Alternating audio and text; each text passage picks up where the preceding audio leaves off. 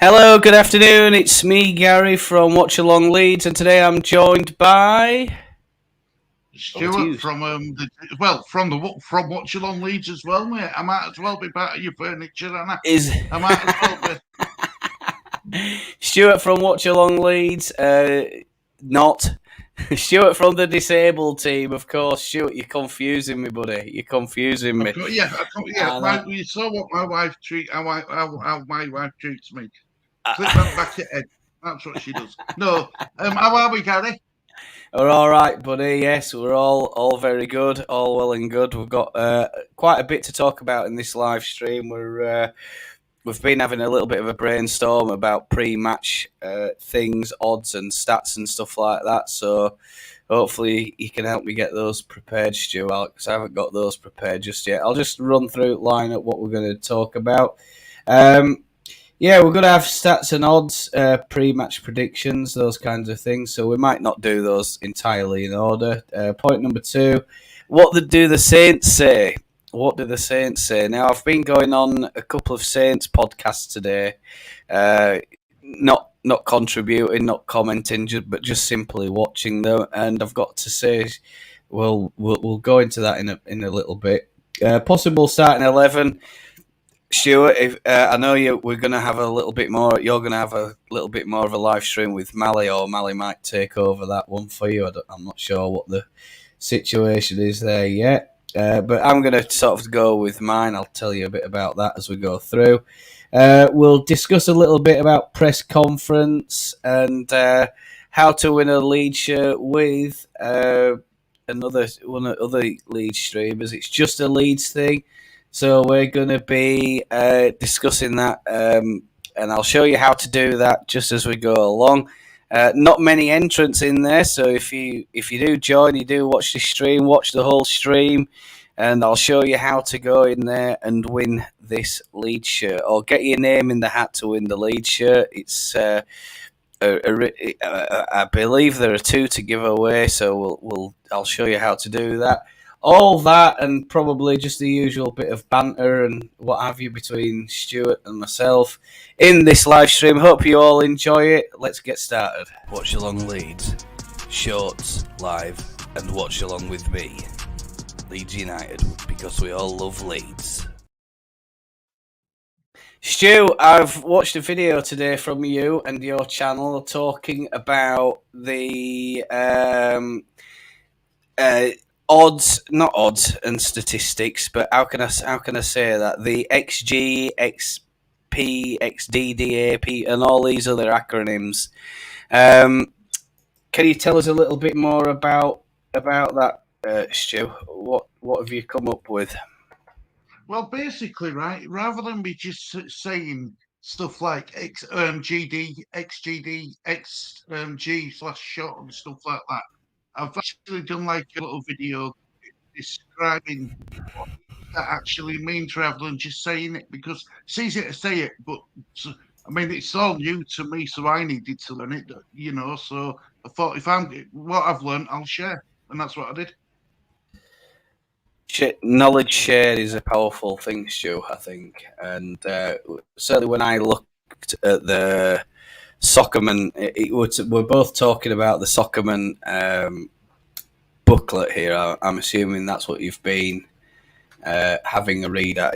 Does that sound right? Yeah, and but I put it into my own words. I use, I try putting it in my own words, making it easier to understand. I mean, this sheet here is what I got from that booklet.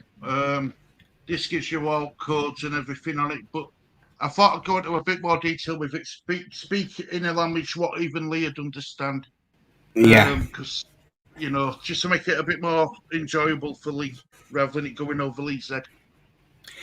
Yeah, I think it goes over a lot of people's heads, but when you put it into plain and simple English, it makes understanding it a lot easier, doesn't it?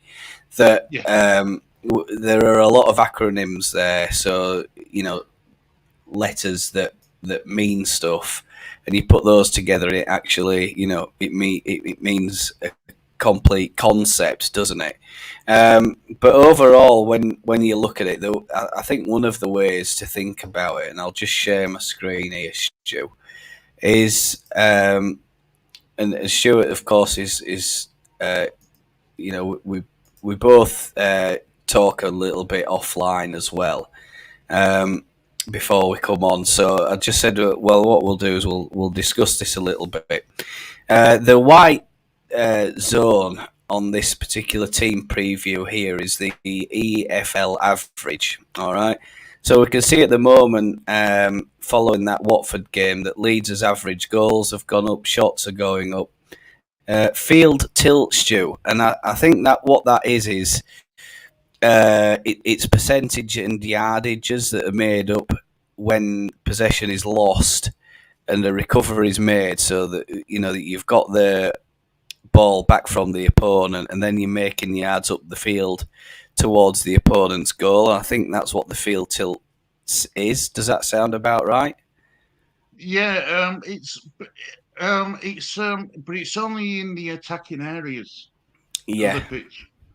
So in the opponent's area, in the opponent's danger zones. Yeah. So what we'd say is final third of the opponent. I think that's probably what that means, and Leeds are doing quite well in that respect. We're above average in possession. Possession average is Leeds 56.67, the rest of the Championship 49.68. Goals conceded, Stuart, we're still a little bit out on there, aren't we? But over the last 4 games, we've not conceded any, so expect that to start dropping the longer the clean sheets keep coming. Shots conceded, we know a bit about that. Long balls, we're not a long ball team. Crosses, Stu, and I mean, I remember the Leeds United of old, and I remember listening a lot to Norman Hunter, and Norman Hunter would always say, I want them to go and knock it wide and get a couple of crosses in the box and turn the defence and all that. And it seems that we're not really that much of a crossing team at the minute. No, do you think we're more of a team that's playing through the middle? Well, I think as wingers, they're called inverted wingers in this modern era of football, isn't it? As wingers come into middle of pitch, we pass the ball rather than cross the ball. I think that's the difference. Yeah, we look for opponents' feet. We haven't got a lot of height, Gary, so we have to play smart and look for. And we've got skillful players where we can find players in tight areas and tight spaces.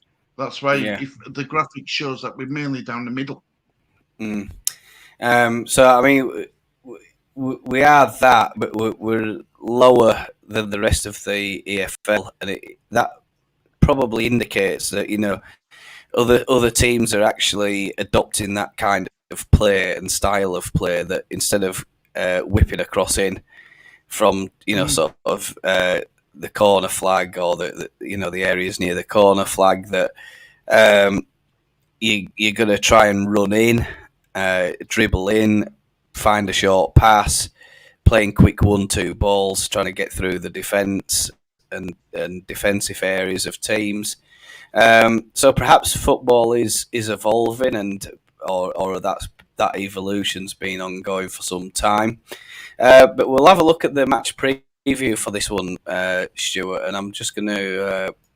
I might already have it open, but have you had time to have a look at this document or not?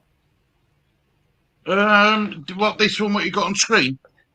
Is this showing the match preview at this point? Is it? No, it isn't. No, right. So just give me I've got on my screen if you want me. It's all right. Yeah. No, I think I've changed that now. So it's changed now. So there we go. So that's the one I've been looking. Yeah, it's the one that I feature in the insane scoreline prediction, and Southampton here are highlighted in the blue. They're the blue team. Leeds United, the green team. GD Stewart is there. Goal. It's like a quiz, isn't it? GD 0.75 for Leeds, 0.88 for Southampton. Of course, we discussed in my other video that I released earlier this week that perhaps they're having a bit of a shocker of a September. Their September almost reminds me of our April last season, Stuart. That didn't matter what they did, we couldn't pick up a point. We couldn't score goals. We couldn't do anything. Perhaps they'd already, that negative mindset of we're getting relegated. We're not very good. Plus all the other stuff with the other players. But Southampton now, they're on a new season. They should be. Had a good start to the season, I should say, as well. They did quite well. They were right up there. But this September has been absolutely horrendous as far as they're concerned. I think I noted that they've shipped 12 out of the 19 goals so far. If they concede another one, and it puts them on a goal difference of -20, providing they don't score. That's going to be a record breaker for them. In terms of goals conceded. I think they concede 5 against Sunderland, 4 against Leicester. They've had a bit of a shocking September, really. Expected goal threat per shot. It leads I think 0.11 on that one and 0.08 for Southampton. Points, we're running at 1.62 at the moment, and they're on 1.25. Expected points, we're almost at 2 points per game. So overall, Stuart, it's very looking good. Like Leeds are going to be the dominant team in this game. That we're going to go there and we're going to give them a bit of a run for the money, I think. And I also noted that I think in the last 9 games at the St Mary's, that Leeds have lost 6 of them. So, I'm not going to say we're going to go there and win it. I'd love to say that with 100% certainty, but there's always a doubt that, I mean, anything can happen, can't it? But the stats certainly point to this season. We can expect 3 points from this particular match. Defensive high, I think we're probably a little bit stronger in that. Yeah, we're probably a little bit less than them. I think you mentioned earlier that we don't have the height, perhaps, as that they do. Passes and dribbles, Leeds a little bit lower on that regard as well. So GPI and GPE, I think you spoke about that in your video. If you haven't seen Stuart's video, that talks a bit more about what those acronyms actually mean. We can see Southampton as well. In the video that I made, I talked about Armstrong and Adams being the major threats for them too. There is another one there. They are the main centre forwards. Stu, do you want to go into Leeds a little bit, or into Southampton? Let's have a look. Let's have a look at the So the non-penalty XG, as you can see, Armstrong leads away for Southampton with 2.81. Che Adams is second on that list at 1.78. And they've actually got a centre back, Harwood Bellis, at 0.69. Open play XG again. It's Che Adams who's leading way at 1.18. Smallbone is second on that list at 0.94, and Kyle Walker-Peters, who's a fullback, is at 0.78. Right, so I've made a note of this actually. Where is it? So XOVA stands for. Let me see if I can find it. It's expected overall assists in it. That's what it says. Mm-hmm. Che Adams is 1.16. Che Adams is 1.66. Smallbone is 0.93 and Armstrong is 0.92.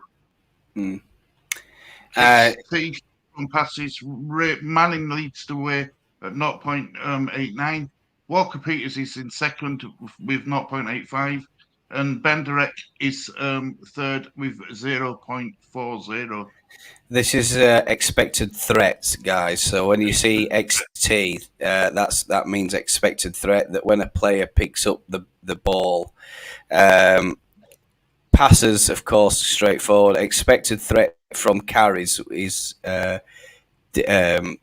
obviously dribbles. I would say more than 2 touches. It then becomes a carry, or they're calling it carrying. We would call that dribbling, I think, in the old school. But there we go, Stu. Yeah, Adam Armstrong leads the way with 0.43. Cal Walker Peters is second with 0.39. And if you just scroll it down a little bit, Gary, if you don't mind, Endo's is 0.36. That Walker Peters, Stu, listed as a fullback, and I remember seeing quite a bit of him, and I've heard his name bandied about in the past. And I don't know if we've got Lee there to do the research. Is he always been a Southampton player, or am I right in thinking he's been somewhere else in the past? Correct me if I'm wrong, but wasn't he at Tottenham? Might be Tottenham. Yeah, it rings a bell that it was a decent side, wasn't it? But maybe just didn't make the cut. As for Leeds, quite a bit more dominant in terms of the non-penalty expected goal threat. Joel Perreault at 3.12, Rutter 2.19, Dan James at 2. Open play, expected assists, were a little bit ahead there as well. Rutter, Dan James and Somerville are the 3 main threats for us. OVA as well, quite a bit ahead. Dan James, Rutter, Perreault. And I think this really has as far as they're concerned, Southampton, their stats have really decreased over this September. They've had a bit of a shocking month, really, from their point of view. Leeds, on the other hand, as we know, I think was 6 games undefeated, 4 games without conceding a goal. So obviously our stats have gone up over that period of time. That the expected threats and all of these stats are going up. This keeper, Stuart, I don't know if you've seen much of him, but I noted in my I noted in my video that I think he's a bit suspect, especially from shots outside the area. Crosses into the box, from what I've seen as well, struggles in those regards. And he's perhaps let down a bit by his defence. I mean, you can't really compare one defender with another dependent on the position, but Walker Peters is the only one there who's played all the minutes so far, 720 minutes. And lots of different stats there as well. In terms of other stats, there's nothing there that really worries me, Stuart, or really stands out. Perhaps. Yeah, they're pretty standard out there. They're pretty standard stats, really. Perhaps the first 5 games flattered Southampton a bit. Perhaps, you've got teams just settling into the new regimes, the new lineups, maybe new managers, new personnel. And perhaps Southampton, I don't know, they've not really, they got away with it in the first 5 games. They haven't kicked on, no, they've fallen away quite rapidly. And I think Russell Martin's got his work cut out. He's going to have to stop the rot. Let's hope it's not this weekend, Stuart. We can see that a lot of our players here have, on average, they're quite a bit ahead in terms of minutes played. Yeah, it's a lot of greens, isn't there? So a lot of darker greens and lighter greens there that are indicating that something, that they've performed over average. So a lot to be said there. I mean, this is why we think that on average you make your mic crackles when you. Yeah, we don't know why, Inky.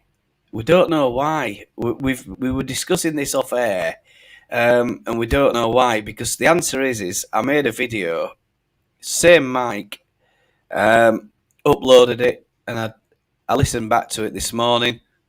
It's fine. But with StreamYard, when I'm doing live, it's it's variable as well.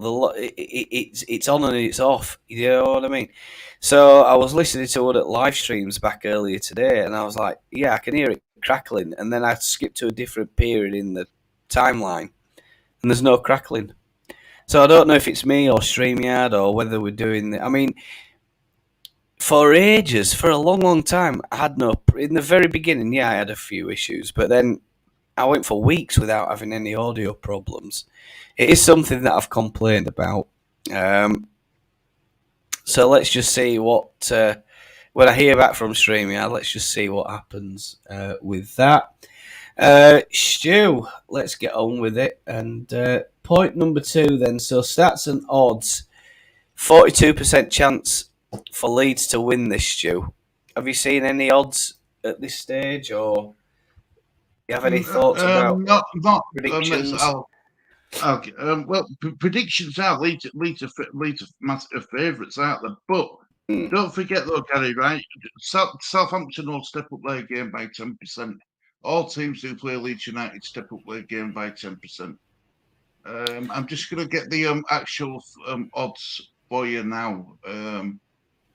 So just bear with me, everybody, and I will get the odds. You get that. I'll just do a bit of chatting, Stu. But I mean, I don't know if you want to see odds on bookies, but the odds I'll quote here are 33% win probability for Southampton, 26% for the draw, 41% for Leeds. We are only, like you said, I think you mentioned this earlier, they're on 10 points. Leeds are on 13. So we're only 3 points ahead of them. But it's this September, it's this month that's absolutely decimated their, or is decimating their season. Lost 4 out of the last 5 games. So it's, you know, they are by, I think, at least three goals or 2 goals. The next nearest team for goals conceded is Rotherham, conceding 17. Leeds, on the other hand, have only conceded 7. And there's only one team that's conceded fewer goals than us, and that's Leicester. Go ahead, Stu. Well, the bookies have got Southampton at 2-1, Leeds at 13-10, and the draws 5-2. Right, so there you go. There's your odds, folks. Stuart, do you have any predictions on this? Well, I don't. Normally, I like to wait to see what the team news is, but my prediction at this moment in time is I think Leeds will win 2-1. I think it'll be a tight game. I think it'll be tighter than what. I don't think we're going to steamroll over them, but I think it's going to be tight. I can see it being a draw, but I'm predicting Leeds can win 2-1. Yeah, chat. If you've got any predictions, get them in, because this kind of ties up to what I'm going to talk about in the next segment of this live stream. And the next, well, I mean, I said in my video, Stuart, that I think we could absolutely batter this lot tomorrow. It could be a real mauling. And in my pre-match, I say pre-match video. Well, how did I entitle that video? It was something like "Insane Scoreline." Insane, yeah, I watched it. I thought, insane scoreline. And I thought I'll go for something a bit dramatic. And I mean, I'm going to go for a 6-0 win. I'll stick with it. Please confirm it. 6-0. I mean, if that comes in 6-0 tomorrow, folks, you know, get you. And I think I'd like to say Pirot hat trick, but you never know with us at the moment. If we decide we're going to go there and turn it on, and if they're not at the races, they're going to end up on the end of a bit of a hiding. Now, this, like I said, chat, if you've got any more predictions there, I think there's only 3 of you in there, but if you've got any predictions, let us know. Stu, they are feeling the Saints. I've been onto some of their podcasts and stuff today, and I think it was All Saints TV. So shout out to them if they do come across our live stream. And there's 4 gentlemen there, and I'll just say now that they are overall. It's a little bit mixed, but there's 2 of them, and they're expecting that Leeds are going to win this. One of them is expecting that Leeds are going to win quite convincingly. And I don't know where the video. Oh, is it that one there? Total Saints podcast. It is, folks. I'll just show that on the screen for copyright reasons. I won't play it. I don't want them, getting upset that we're using their content or anything like that. But it's this stream here. If you go in there, it's a really good live stream, or a really good. I think it is a live stream, actually. Yeah, it does say live there. A chap called Martin's got it live. But overall, Alfie there in the bottom left corner, you can see Alfie. He's not confident at all, and his prediction is Southampton 0, Leeds United 3. Glenn, this gentleman here, thinks that if they're on it, they might get a draw, 2-2 draw. But the other 2, especially this one up here, I think he's the host, Martin, has said that, if Leeds get an early goal, he's predicted that the crowd are going to get on the back of the team, get on the manager, and the confidence and the morale at the club, in and around the club at the minute, is rock bottom for Southampton. Stuart, I don't know if have you come across anything the same? No, but I'm going to watch it straight after this. Definitely going to watch it straight after this. Yeah. I mean, look, I think the problem what Southampton have got is losing 4 games on bounce. That's why they're probably feeling a bit down in dumps a bit. You know what I mean? But if I will say this, Gary, if Southampton right, I don't want Southampton to beat Leeds before I say this. But if Southampton beat Leeds, that could kickstart their season on, couldn't it? It could be. It could be one of those pivotal moments, couldn't it? Yeah. That give them, spur them with that little bit of confidence, that little bit of belief that they are a decent team. They have got decent players in that team. That they can pick up results. They can cause other teams problems. They can cause them trouble, get goals. But I mean, the thing that I noted when they are going forward and they are attacking, the 2 front lads, Shea Adams and Armstrong, they have missed a couple of sitters, what I would consider sitters. They have also, how can I say this? They've missed a couple of sitters, and they've probably been a little bit guilty of rushing the shots. Especially from the outside of the 18-yard box. They're going forward, and you think, oh God, if he breaks into 18-yard box, it's going to be a goal. And instead of composing themselves, they're trying to hit the shot early. And of course, is that panic, Stu? Is it pressure? Rush of blood to the head? What is it that's causing that? It's a difficult one, isn't it? I think, it's like us, isn't it? We all said at the beginning we're just lacking that bit of quality, and they seem to be lacking that bit of quality or belief, perhaps, that that they're not going to or they're finding it hard to break other teams down. And if this is the case, we shouldn't have much of a problem. This is why I'm feeling ultra confident.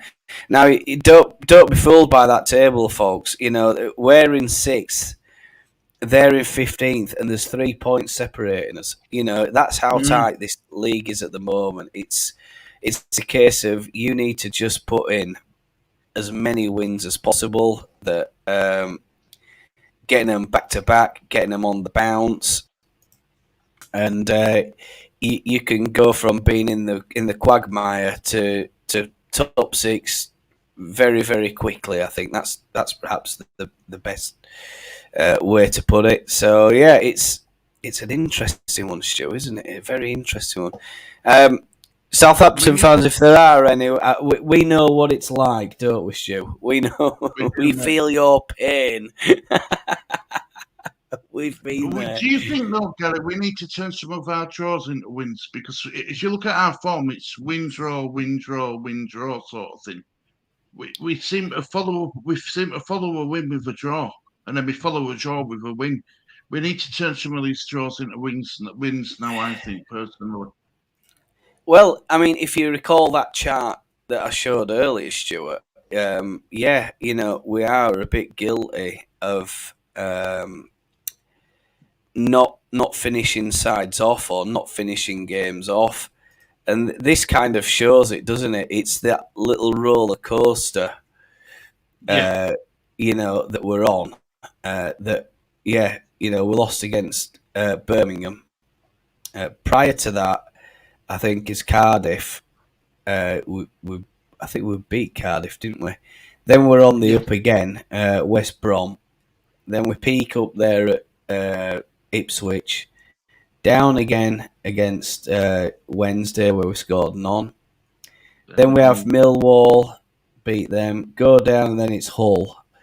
And then after that, so we are on a bit of a, that form guide of 6 unbeaten. That's great, but the trouble is I think what we'd like to see is this line eventually straightening out, and actually seeing wins that we are able to get between 2 and 4 goals every game, and more importantly, Stu, conceding. Goals conceded is still high. And I think Farker. I mean, we'll talk a bit about the press conference, because there's a couple of things in there that he said that I know you've picked up on them, and I know you've commented on them already. But he mentioned in the 90th minute, he was asked what areas can we improve on, and he said, the 90th minute when they break through, they get a shot on goal. That shouldn't be allowed to happen. And you could tell that he was really miffed, and that perhaps we'd just broken our concentration just a little bit. And Watford broke through. They could have got a goal. You never know. Can they get another goal in 5 minutes? I mean, I remember games where Leeds have managed to score 2-3 goals in 10 minutes of football. Yeah. What was that game we were watching the other day? Were it Arsenal and Spurs? Arsenal scored, didn't they? Yeah, and Spurs went straight up the other end within 30 seconds. Song Min, whatever his name, he went and banged one in, and I was like, Heung-min Son, yeah. I was just like, but this is the beauty of the game that we watch, Stu. Anything can happen. The unpredictability is just fantastic, and it makes for some great. It's like you're at your most vulnerable point when you score. Yeah, and we've been guilty of that in the past, haven't we? We can remember games. We score and we think, yeah, great, blah blah blah blah blah. We're still celebrating. Opponent goes in and knocks one in. You're like, hang on a minute, we're back to square one. You are. It's true. You are at the most vulnerable. It's that elation, isn't it, and distraction. And let's hope Farker can knock that out of them pretty sharpish, and we can get on to winning rather than drawing. I think that's the other thing, isn't it? Stu, off you go. Possible starting 11s. Well, you could Meslier will keep his place. 4 clean sheets. No reason to change him. Um, Spence is still out, so at right back I'd have Shackleton. 2 centre backs would be I'd have. You see, Rodon's back now, isn't he? Rodon's back in contention after his suspension. So do you go Rodon and Stroik, or do you go Cooper and Stroik? I probably like to bring Rodon in, so I'd go Rodon and Stroik. On left, I'd have Byron. With 2 holding players, I'd have Ampadu and Kamara. Then with 3, I'd have Somerville one side. James at the Somerville one side, James at the other side. I'd have Routier. Playing behind Perrault this time. I'd have Routier dropping back instead of Perrault, because we saw what Routier could do. He found Anthony Jordan, Jaden Anthony with that pass, didn't he, for the 3rd goal against Watford. So I'd like to see Routier and Perrault swap places. Will that be my 11? I don't disagree with any of that, Stuart. I think, in my mind, that second half when we made those changes, we looked a lot more threatening. We looked a lot more composed on the ball. We looked like we could, and I've seen, what other fans have said this week. And when you look back and you replay it, if we'd have taken our chances, we could have won that game 7-0. But for an outstanding performance from their keeper, who, perhaps he upped his game, the keeper.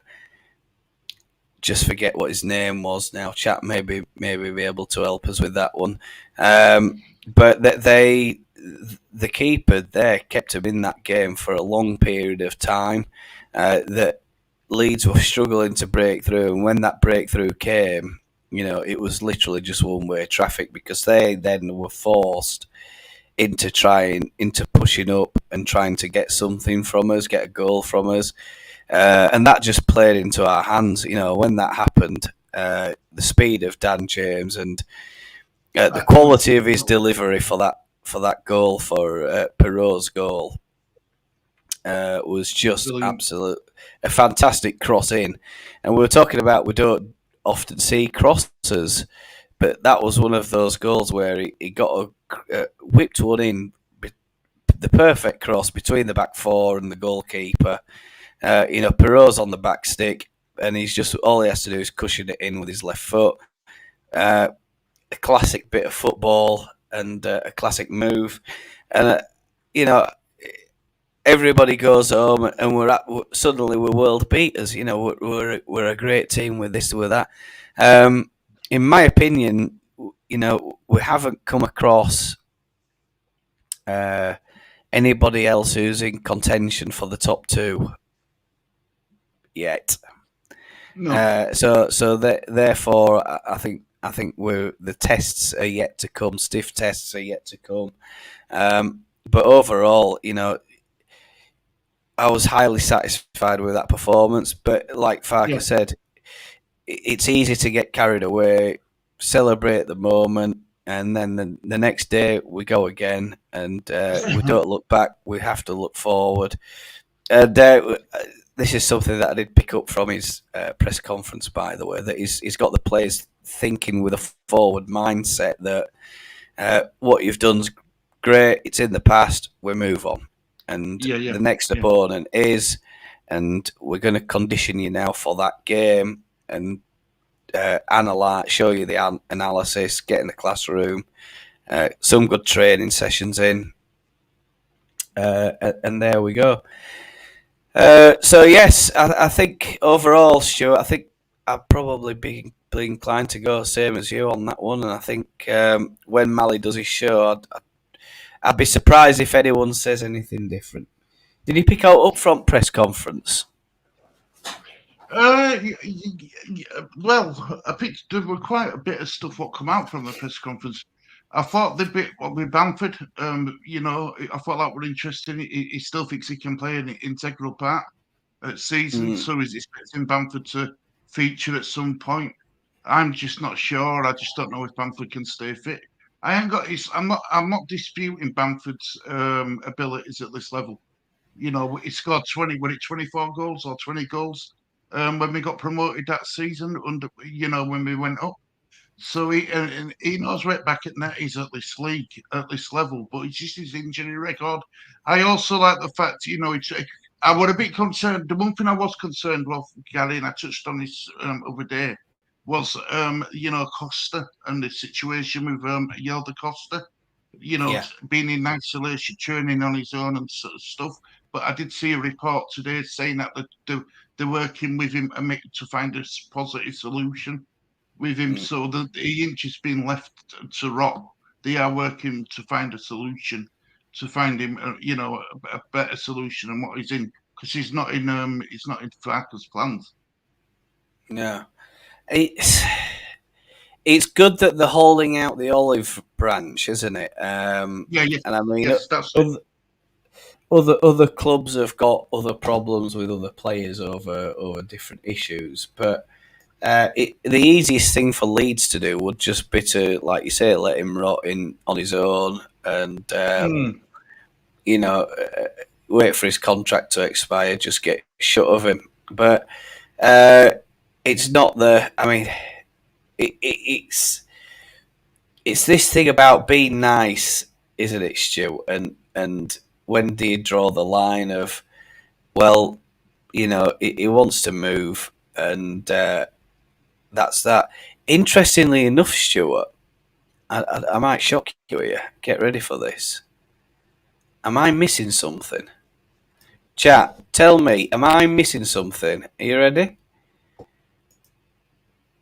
Here we go. Am I missing something, or is Patrick Bamford being not on the squad list anymore? Wow. Now, he was listed, was Patrick Bamford. Well, I thought he were going to be travelling with them. He said, didn't he, that he's topic about travelling. He's not on this list of squad players, but before today, he was like, it was there. It would be like here with 0-0-0-0. So why isn't it? Where has he gone? Am I missing it, Stu? I can't see him on the list. No, is he there? I'll start it. Strouk, Ampadu, Meslier, Gray, Ayling, Rutter, Shax, Byram, James, Roden, Pirot, Cree, Somerville, Nonto, Cooper, Gelhardt, Creswell, Paveda, Kamara, Spence, Yelder, Anthony, Gurev, and Diaby. He's not there. He's not there. No. Where the hell is he then? Hiya, Romani. Love what we do with Melly. Loves Joseph and sees him being a big part of the season. Come out of the blue in the press conference. It did. I like that as well. I like that as well, Romani. But he's going to be playing in under 21s. He's going to be playing in under 21s, isn't he? A lot is Joseph. Matteo Joseph, I think so. Yeah, and there's a lot of talent still in that pool of players, Stu. I mean, I hope we don't have to call on them, but I won't be too bothered if we did. But Patrick Bamford isn't even on this list. The man is saying that none of the injured players are listed on it. Yeah, they're not. That's strange because they were in the past. There we are. Maybe they've just taken him off. Right, Stu, here we go. He has got over 50 goals for us as Bamford in 150 odd appearances. I remember that stat being talked about. 18-19, 9 goals. Nothing in... what's that there then? That's like the same season, isn't it? Maybe they're doing something with his stats, I don't know. 17-18, yeah, 11 goals for Middlesbrough. Uh, 9 goals there. In 1920, Stu, he got 16. 2021, 17. That was first year at Premier League. 38 appearances. Not a good season, that, for him. The following season was horrendous for him, wasn't it? 21 and 22, 9 appearances, 2 goals, 2 assists. He come off at bench a lot though, didn't he? In that season because of his injury, he kept coming off at bench all the time. Yeah. So I don't know. I mean, we spoke about Bamford before, haven't we? It's good that he's travelled. You know, if he gets some minutes, great. But I wouldn't be risking him. I'd just be saying, you know, just keep him on bench. Get him 100% right. Give him a bit of timing. You know, I don't know if they can play him in under 21s. If I remember rightly, in under 21s, you were allowed to field up to 3 senior players. I think that's the rule now. Yeah, I don't know if that's still the case or not. Firpo, still injured. Yeah, you're right. Stu Dallas still injured. Yeah, they're not on that list you read out. So they're not. So Hermione's right. Hermione's. It's a good job we've got Hermione's eyes to cast over these bits of information we're looking at, because I certainly didn't twig there. I didn't see any notice saying that injured players have been removed or anything like that. Did you, Stu? No, nothing like that. No, just took off. Unless Hermione saw it, and I mean, I didn't see it, but yeah, there we go. Farker said that good performances. We have been performing well, but we have to be on it, Stu. He mentioned this word a couple of times. On it. He also said momentum many times during the press conference, and I think these are things that he's obviously trying to drill into the players, that, you know, this is a tight league. We've already talked about how tight this league is, and that you know, we can't afford to be going there and losing's a very bad result.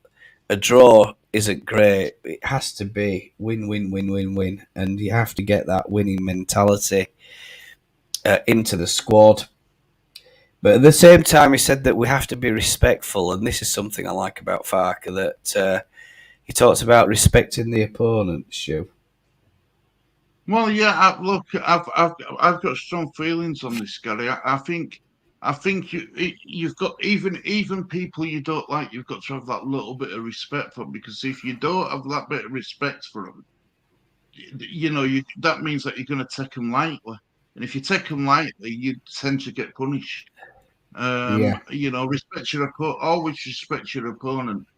You know, you don't have to like them, but that don't want to say that you don't have to respect them. Bit like Man United with Leeds fans, you know, we don't like them, but we've got to have a bit of respect for them because of what they've done. Did you see that Man United under 21 result the other day? By the way, no.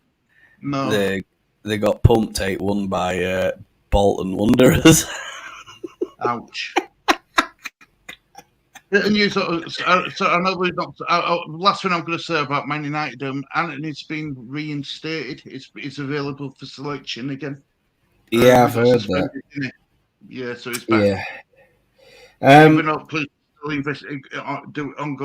the police investigations are still ongoing. Yeah, I think that's in Brazil, isn't it? It's you know, but let's. I mean, it's a difficult one. We don't really want to spend any time talking about Man United, but 4 losses in the row for the Saints. He said we must be wary. We can't be complacent.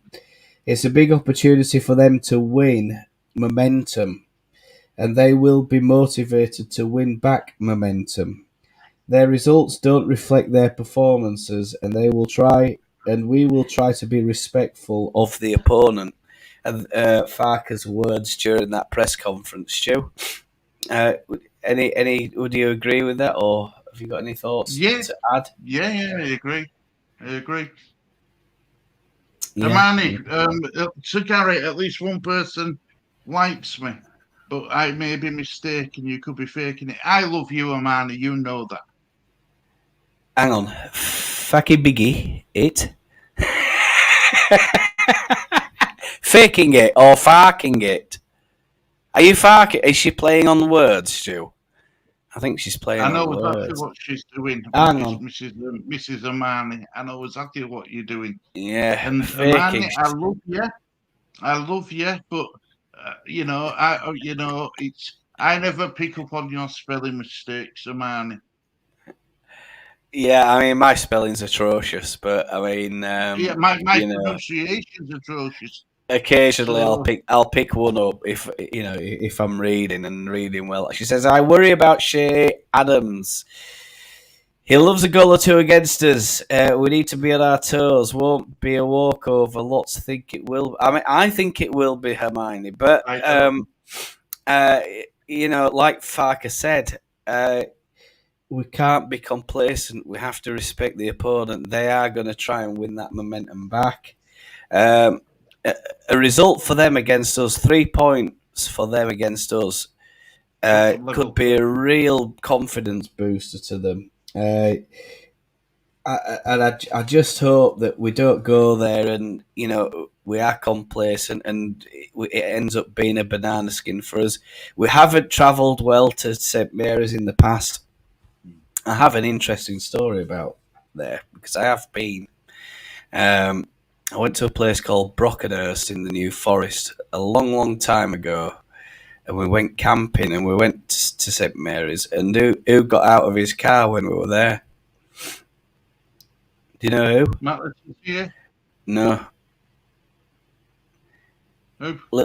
Little ginger haired Scotsman. Strachan.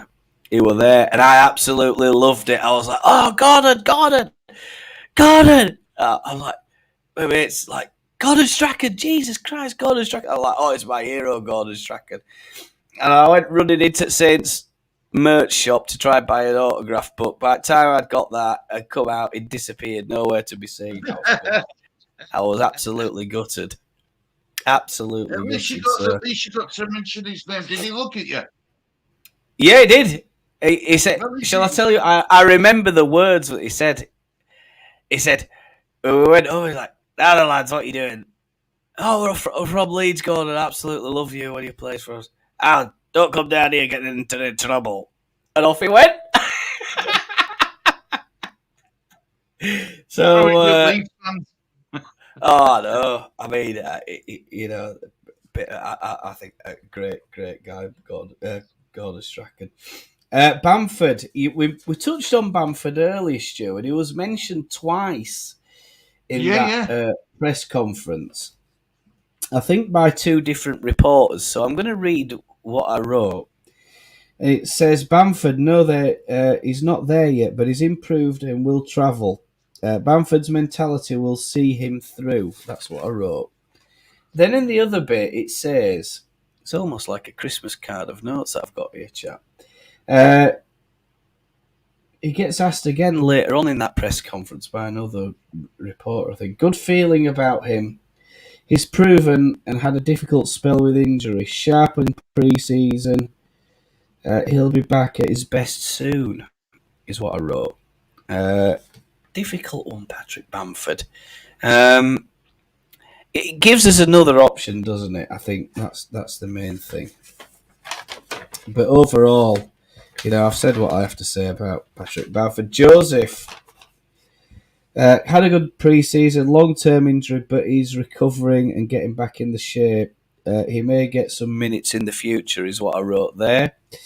There are no new injuries this week. We know about Firpo and Nonto after the international break is when they're likely to return.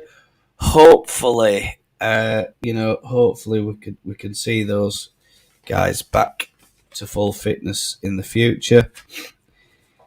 Against Watford, Farker was asked, what areas do you think it was a perfect performance. But what areas did you think where we need to improve? And he said something like, well, in the 95th minute, they had a chance. We were very good, but we must concentrate for the full 90. That's what I wrote. He didn't say that word for word.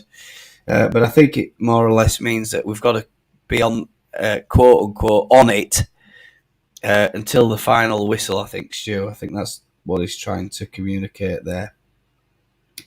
We missed big chances early on. Yeah. And again, that word on it. We've got to be on it, mentally resilient, I think, fired up with a bit of appetite to win the match. He also mentioned the mood is lifted in the camp and there's good competition in the squad during training whilst playing games. The squad are competitive. They're competitive in the training that they're doing. I think he said like that. You know, they're having fun games as well. Like I don't know, hoops and stuff like doing all this other bit of camaraderie and squad building and stuff. They will be. Yeah, he said that we have to be careful and mindful. They are a well coached side. We have to be very respectful, not complacent, and we're going to have to. I think the word is professional, Stuart. If we're going to be considered to be one of these top sides, we have to be professional, and that's that. Fair enough. It's fair. Yeah. I think. Look. Right. I think if I were right, if Daniel Farker, he concentrates on the players on the playing pitch, on what happens on the pitch. Us fans can be left to cheer and be overconfident. The players don't need to do that. Us fans do that. Enough of that for them. Yeah. Totally And agree. I think any fan. I mean, Tottenham fans now, because they've had a good run, they think they're going to win Champions League and all sorts. You know what I mean? Well, not Champions League, Premier League, sorry, and get into Champions League. Yeah, no, honest, yeah. Harry Kane's going to win Champions League, isn't he? It'll be one I know. Farker said that we're improving defensively and in possession, but we control and dominate games, crosses and set piece and recoveries. He said we must not reduce performance even by 2 or 3%.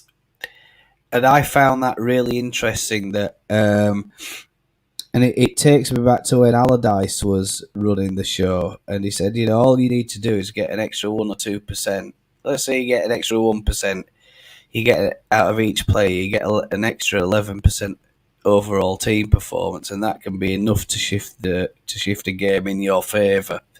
Can be the difference between 1 point and 3, 0 points and 1. And I found that really interesting. I think Farker is.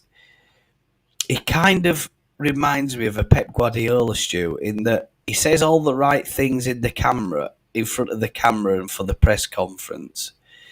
And he probably says all the right things in front of the players. And he's very politically adept in respect that he tells them all these nice, wonderful, positive things, but in the background, in the back of his mind, he's thinking, he only gave 97% in this match, so he's going to get put on the bench, and he doesn't tell the players that, or he probably says, right, later on we'll put you in the classroom, and we'll just talk a bit about your performance, and not validating why, and I don't, or justifying why you perhaps not giving a player as many minutes as perhaps the player wants, but he's very astute at what he does, and I think I get that impression with Pep Guardiola. Look at the things that he's done with, I think was it Cancelo? Got rid of him. Got rid of him. because Cancelo demanded more time on Yeah, pitch, and Pep Guardiola didn't want. Pep Guardiola didn't want any of it. He just got rid of him. just got rid of him. Even though he was the best centre back in Premier League at the time, but Yeah, he won't be dictated by any player. And no, I think Bielsa's in that category. I really do. yeah. I'm beginning to think that that's how Farker operates, But players will start seeing through that kind of thing. But there's no doubt in my mind that he's commanding the respect of the players, and we've seen that other managers are struggling with that in other teams. Getting respect out of them in the dressing room and not taking any nonsense. We've seen it with a couple of players. I think even this week, we'll look at this. Is it who is it? The Man United Ten Hag situation. What's that? That's not Jadon. Is it Sancho? Sancho, yeah. Eric Ten Hag's made him train on his own. Yeah. And that's at a stalemate, is that? That's been going on a bit. Calvin and Pep, Stu. Interesting comments this week. What do you make of that? I didn't see the comments, but apparently when he played, the Man City fans got behind Phillips. But I don't know how many minutes he played in that Newcastle game or anything, and I don't know. I don't know if he's in Pep Guardiola's plans. I personally don't think he is. No. I've seen some rumours saying that they literally only bought him so that no other team would get their hands on him, and that was it. That's literally the only reason why they went in and committed to purchasing Calvin. But yeah, I mean, look, it's God. You've got some messages to catch up on. Have I? Yeah. Go on then, Stuart. Bam Bam will be great. Will be a great impact sub against anyone. With 1 minute to play, and when we are 4-0 up, laughing our head off. Against and what you meant, Amani? Adam, I didn't want Bamford playing tomorrow. Not even on the bench. He's not ready at all. Hope you're doing well, Adam. Michael says, I don't think Leeds should get carried away by their current form. Leeds must take it as one match at a time. At some point, Southampton's form could change. If we don't go in a lead, that could galvanise them. And then Amani says, truly love the squad depth in all positions. Makes them improve and fight for their places. Similar to what Arteta has done with Raya and Ramsdale. Can only make the team stronger. Yeah, I think this is perhaps some of the thing about football is that players get upset when they're not getting the minutes or they're not getting any change out of the manager, the coach, and some of them fail to understand that you are a cog in the machine. You're there to help the team, which in turns help the club. And this game isn't about you as a single individual, that you're part of the team effort. And we talked earlier about how tight this championship is. We all knew it would be tight, but perhaps not this close so early on, and so many teams in literally, putting 2 wins together can propel you up from the lower half up right up to just top 6 if the results go for you. So getting them to understand that, Stu, is perhaps a difficult process, that players sometimes are a little bit self-centered, and quite often and probably do get upset that they're not getting the match time that they'd hoped and dreamed of, or whatever it is that's going on. This whole business about, if you're not putting in 100% on that training pitch, don't expect to be turning out come Saturday, because you'll be demoted at bench. And if training's really bad, you can stay at home and play tiddlywinks or whatever. you want to do. Gurev, he says England is. This is what I liked about Farker. Just before I think we close this up, chat. Maybe you've got something you want me and Stu to discuss. If you do, get your questions in. So we'll start wrapping it up in a minute. Yeah. I think you all know where we're going on this chat. I think you've probably all seen that press conference. England is the motherland of football. I loved it when he said that. Didn't you? Coming from a German, it's brilliant. Absolutely brilliant. Absolutely brilliant. When he said stuff like that, overseas players might take their time to adapt, even from the Bundesliga. He will feature when ready. Speaking about Gurev, any thoughts on that, Stu? Well, you've touched on it. You touched on it with Farker being in Pep Guardiola's, way of thinking. What Gurev's going to have to do is bide his time and take his chance when it comes. And I trust Farker to as a man manager, and I think he'll get the best out of Gurev. He'll know when the best time to play Gurev is. He'll know how to manage him, how to handle him, how to not keep him happy, but just explain to him that you will get your chances, but you're just gonna have to be patient because it's how it goes. Look at Grealish. He didn't play for the first season of going to Man City. He had to wait a full entire season before he started being trusted by Pep. You've got to earn managers' trust, haven't you? Yeah, definitely. I mean, one of the things that I came across this week, I was having a conversation about Archie Gray and this gossip going around that Palace are having a look at him. And I mean, I don't see that as very. I don't see that being appealing to Archie Gray. I think he's going to be better off staying at Leeds. But I'm going to say that. But then if a big club like Liverpool or Man City do come in for him, let's say Man City do come in for Archie Gray, he's got to be looking at that thinking, after how Calvin Phillips has experienced Man City, is it really productive for my career that, all right, I've been working with Pep Guardiola and all these other world-class players, but am I going to get a run out? Am I going to be in contention, and am I going to be in the plans? And players should be thinking about, all right, they've come in with a big money move, but is that big money move really going to be beneficial to the career? And sometimes the grass isn't always greener, is it, Stu? I'll give you a perfect example.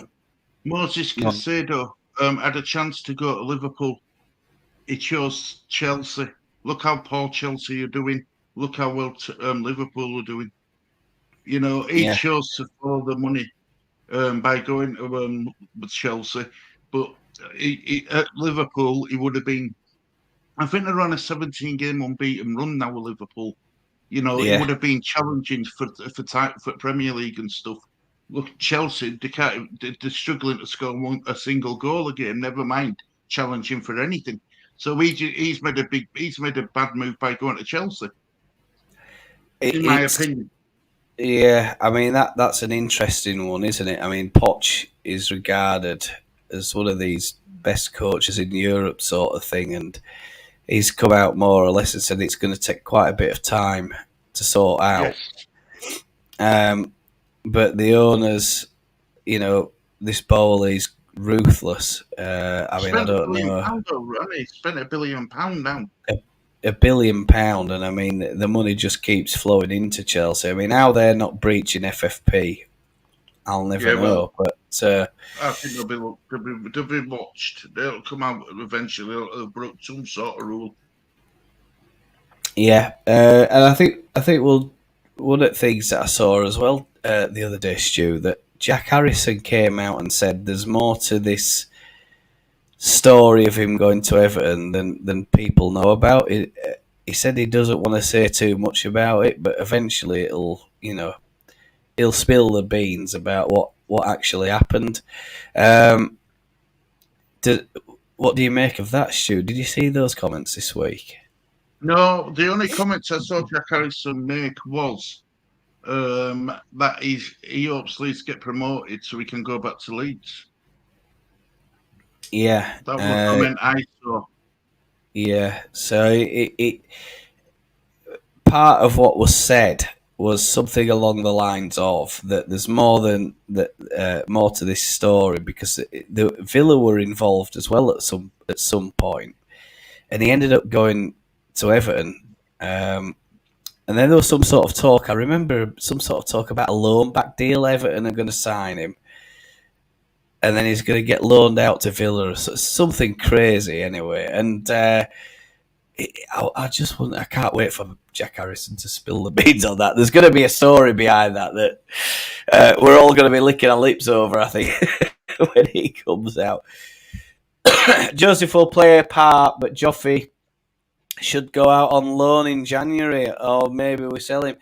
I mean, I think we, Joffrey needs to just keep plugging away, I think, and if his chance comes, make sure he takes the chance. I think now that he's under Farker and his staff, I think they'll get a good idea about what they can do with him and his game and his ideal positioning. Because I think one of the complaints about Joffrey was, he's a hard worker and he's a hard runner and all that, but what's his position? What's his skill? This, that, the other. I like Joffrey just for the fact that he puts a shift when he's on the pitch. He puts if we need someone in there to put a shift in that front four, he's your guy. If there's nobody else, I disagree. He had his chances in pre-season and didn't take any of them. No. I think Joffrey's lost. I think he's lost, and he needs to either find a place in the squad or go out on loan. He's lost his Joffrey. What's happening with Joffrey being just not being used, not playing, not getting first team minutes is affect. I think it's going to affect him long term. I think Joffrey needs to make up his mind along with Farker. If Joffrey's not in his plans, let him go in January. That's what I think. I think there's a developmental side of it, that he's still quite a young lad. Perhaps, this whole business of where he's been over the last 2 years has been quite unsettling to him. Perhaps Farkas has seen the talent, seen what he's about, and perhaps he has got an idea where he can mould his game. And right, Joffrey, this is... I mean, it's a bit like Alan Smith, isn't it?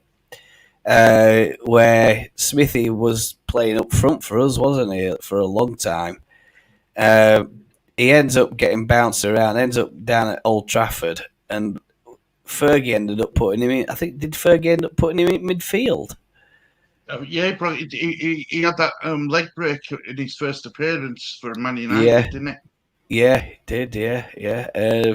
And he ended up, same with Rooney, wasn't it? Rooney, similar thing, up front for all those years and for Everton, and then gets put into like a midfield role, doesn't he? And all this sort of thing, and his game just, I don't know what it is with Joffrey. I mean, I want him to succeed. I really like him. Definitely.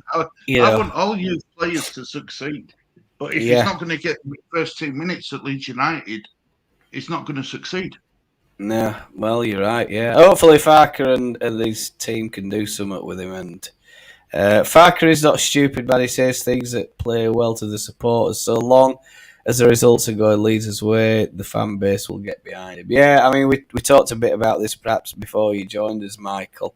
Gary Leeds is in his blood, cannot see him going anywhere. He'll get grounded by his relatives for months with us. I think Stuart's running chat. Go on, Stuart, I'll read these. I'm looking forward to selling all these players and make 100 million. Let's just pause. Go back there, Stuart, because I want to just do. Sorry, Stuart. That was my fault. We'll just very quickly. I know you're all short of brass, and everybody's short of brass, and everybody wants a Leeds shirt. So I'm going to show you how to win a Leeds shirt, folks. Chat, aren't I generous? Do you want to win a Leeds shirt?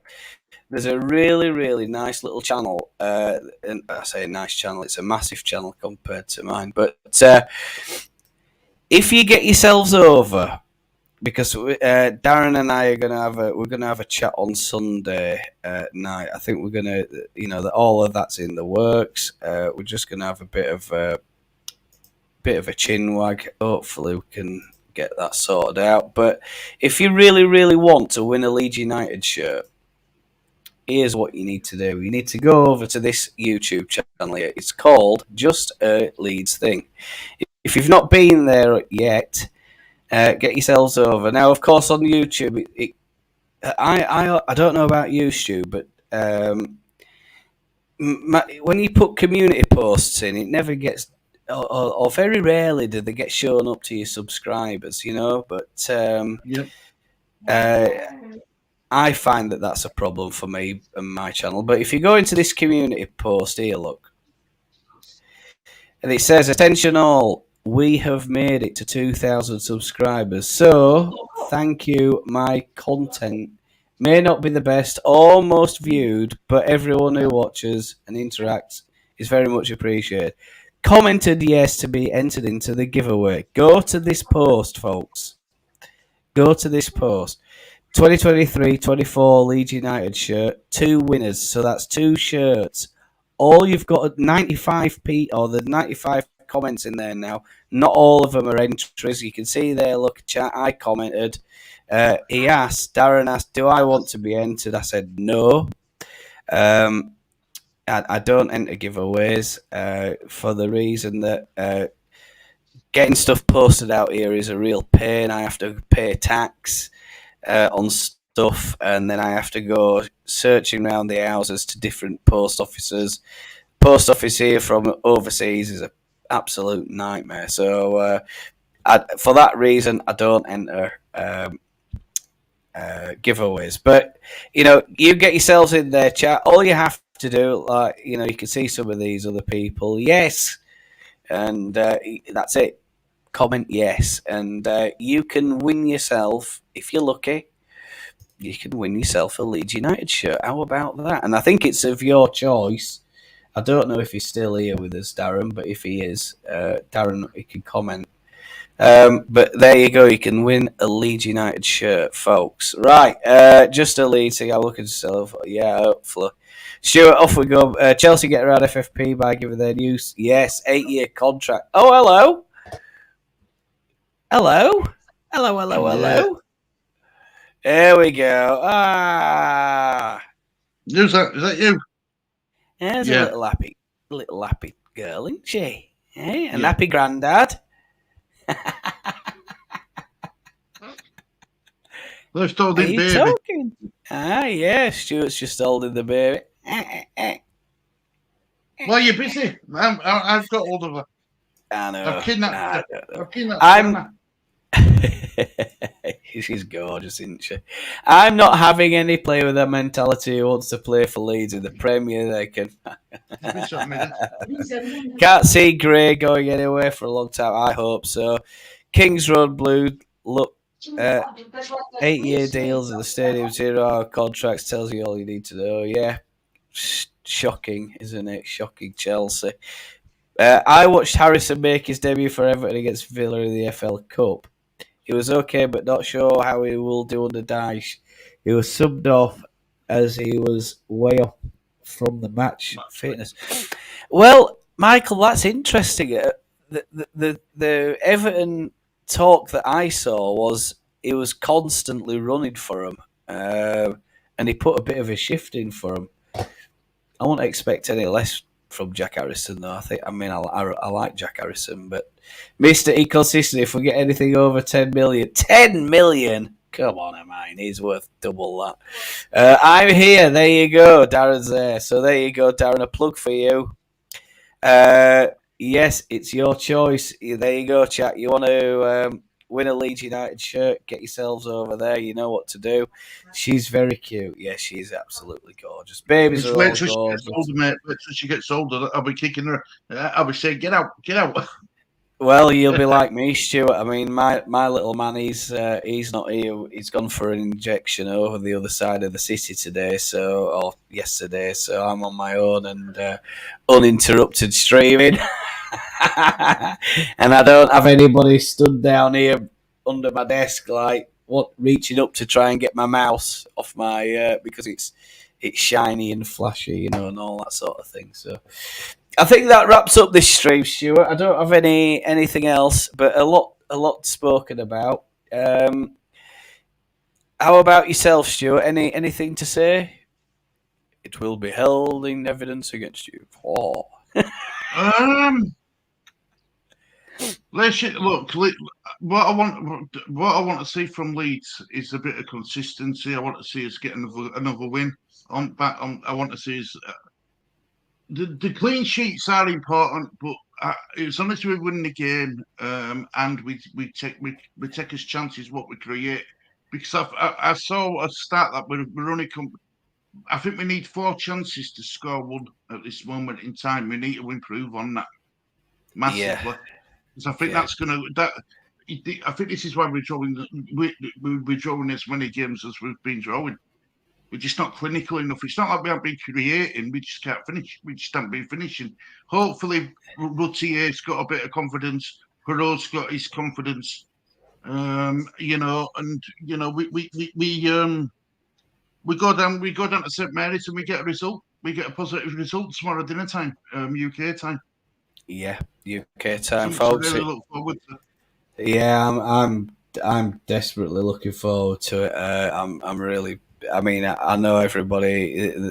To the Leeds fans who are having to travel from Elland Road on the 10-hour plus journey, it's 500 miles round trip. I mean, we were all mourning, but I think the Sunderland fans had to do it, didn't they? The other week. That's even longer. Good luck to them. I hope you're all safe and well going down there. I've seen a few folk going down on Twitter today, so shout out to you if you get in there, and good luck, and hopefully you have a great afternoon out, and it's a good result for us. So yeah, that's it from me. Then I think we'll wrap this stream up by saying thank you very much. Are we doing a watch along, Michael? Yes, it is scheduled in. We'll be starting at, I think, 11:30 a.m. UK time. There might be a little bit of stuff going on before that, or during that hour as we try and get the team lineups and stuff like that. So as soon as we get those, we'll get them on, and perhaps we'll get a bit of chit chat going on and stuff like that. We'll have a bit more idea about who's going to be there in the starting 11. It's going to be a big game. Big game. Thank you very much, Inky, as always. Thanks so much for joining us. Industrial action on the trains tomorrow. Yeah, I mean, I wouldn't fancy going down there on a train because you got to go via London somehow, haven't you? That's going to be a 2 hour plus jaunt from Leeds. So if you're travelling from Leeds, then out of London to Southampton, that's going to be another hour plus. Cool. For some folk, it's going to be a real trek for them tomorrow to get down there and back. What do you think? 12 o'clock kickoff, 12:30 kickoff, Gary. There's not any there's never trouble between Leeds and Southampton. He said, "Why didn't we do it at 3 o'clock?" Well, it's Sky Sports, Stu. I think it's because it's been selected for Sky Sports. It's not on police advice, I don't believe. It's Sky Sports that have said to fit it into their daily schedule that they want a 12:30 kickoff. I mean, there should be some sort of ruling about that, that within 100 miles is okay. But we're way over 100 miles getting down to Southampton. It's a 5.5 hour trek in a car from Leeds. So, I mean, I know a lot of Leeds fans aren't happy about it, but this is it, isn't it? With the TV rights and stuff like that. I'd be pretty angry about it. I'll be honest. Having to get out of bed at 4 or 5 a.m. all the way down there, it's wrong. Yeah. I mean, if there were flights and stuff like that, or any way to get down there pretty sharpish, pretty easily, but that I don't think there are any flights. But I mean, if there were, that'd be helpful. No underground at all. Oh, for Christ's sake! What is happening in Britain? Everything's grinding to an halt, isn't it? Apparently, I don't know. Maybe that's on strike. Seems to be new normal. Remember when it used to be suing people? Now it's going on strike. Yeah, it's going on strike's coming into fashion. It is, I'm afraid. It is. I don't know. Well, we'll not get into the politics of that. We'll just end the stream there. I think that's the best thing to do. We don't want to get go down that road. But good luck to you if you are travelling down there tomorrow to Southampton. Hope you have a safe and pleasant journey, and you all come home with 3 points. I'm Gary. Watch along Leeds match you got together, and Stu from the disabled team. If you've not been over to disabled team, get over there and visit. It's goodbye from me. And it's a goodbye from me, guys. Take care, everybody. Have a lovely afternoon. Take care.